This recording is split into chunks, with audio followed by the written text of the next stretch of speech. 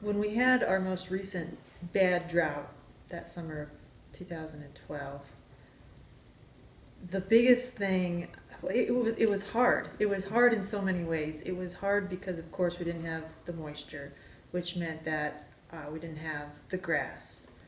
And we make our money off of grass. And so, what we had to do was cut back on the length of stay out in the pastures for our cattle, or not bring as many cattle onto the ranch. So basically, your income is just slashed, and I guess it's everyone's personal decision on how much are you willing to sacrifice to get through. We basically went and cut our stocking rate by half, not just that summer, but the next summer too, because we were still recovering. So that's 2 years in a row that we had half our income. So that's a big hit. But we couldn't have even done that if we didn't have the groundwater. We still had the groundwater so that they could still get something to drink. It's just that we didn't have the grass for them to eat. So, it was really, really hard though, just to see everything suffer, not just the grass, but you saw the wildlife suffer. Everything just suffered, and we're still coming back from that.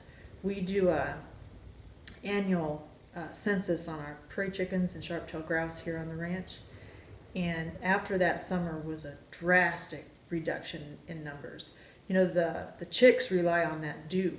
Well, there was no dew that summer. They just baked, and ever since then, the numbers are slowly coming back to where they were before that drought, and it's taken a good 3 years for them to get back to those levels. But it just brought everything down for sure.